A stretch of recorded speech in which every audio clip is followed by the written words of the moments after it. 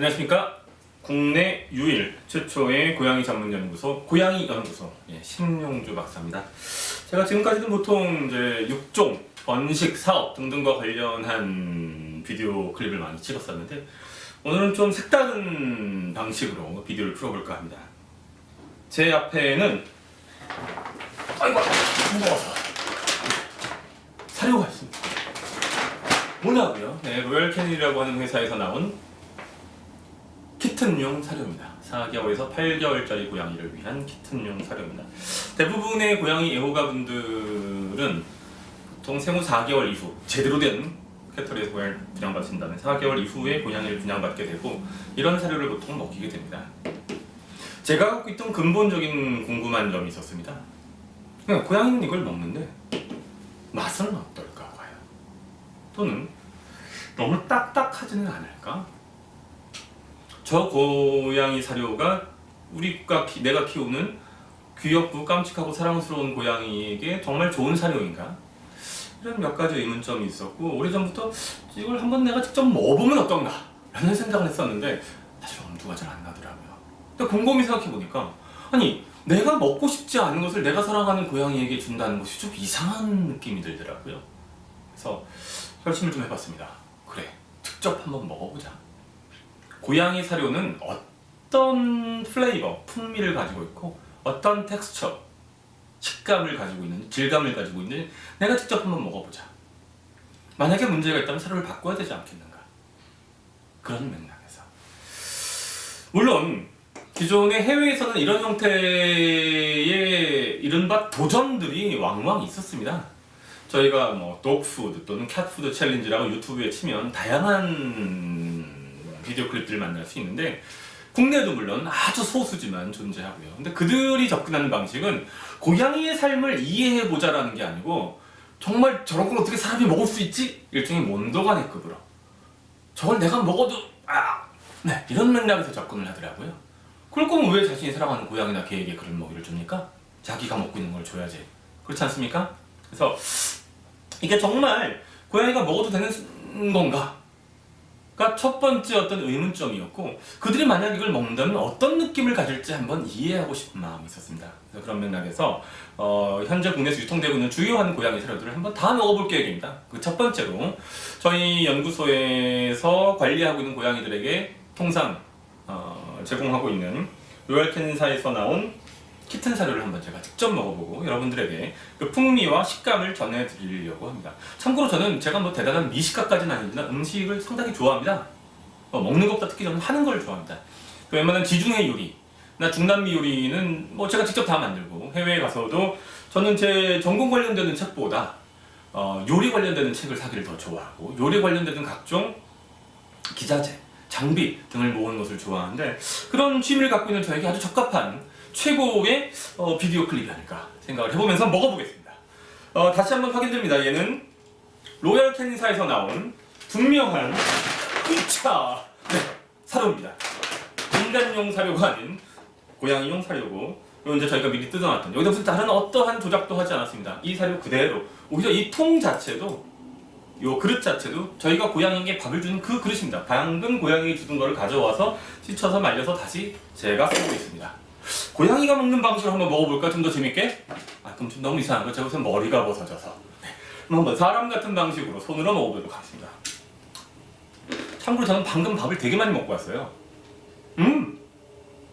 말하며 아무 생각 없이 집어넣는데 맛있어요.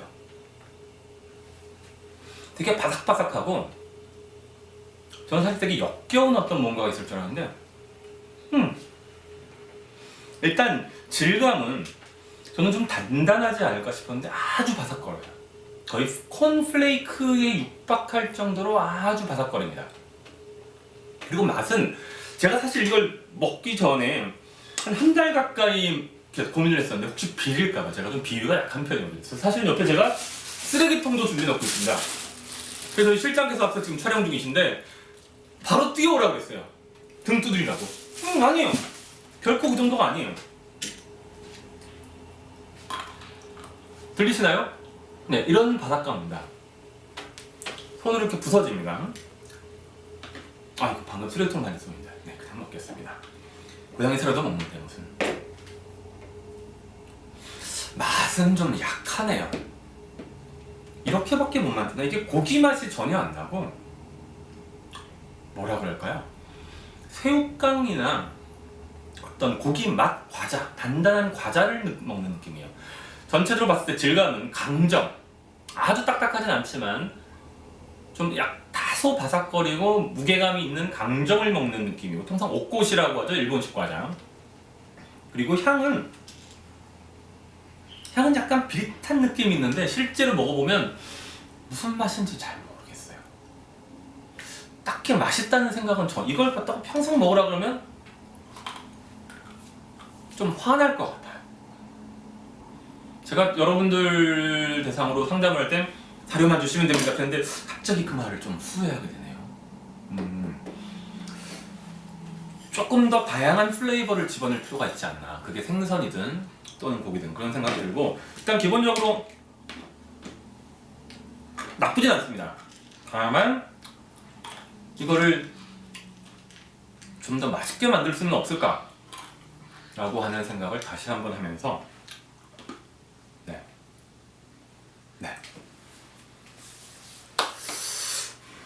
결론을 내리자면 인간이 먹을 수 있구나, 고양이 사료도. 그 다음에 어린 고양이들에게 조금 딱딱할 수도 있겠다 라는 생각도 해보고, 그 다음에 동시에 맛을 좀 더 다채롭고, 그 다음에 좀 이렇게 오리지널 하다 그럴까요? 어선틱하다 그럴까요? 좀 더 이들이 원래 먹는 어떤 식재료의 이른바 본연의 맛을 살릴 수 있는 방법은 없을까? 라는 생각을 좀 해봅니다. 네, 일단 첫 번째로 저희가 찍어보는 것이기 때문에 깊은 말씀을 저희가 드리긴 아직 부족한 게 많습니다.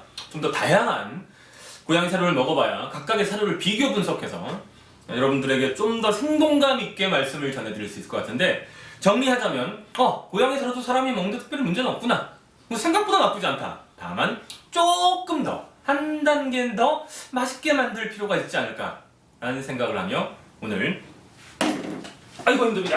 네, 고양이한테는 깃튼 시식기를 마치도록 하겠습니다. 남은 것은 마저 제가 다 먹도록 하겠습니다. 믿거나 말거나. 감사합니다. 고양이 용서의 심용주 박사였습니다. 맛이 안 되는데 아주 맛은 없어. 응?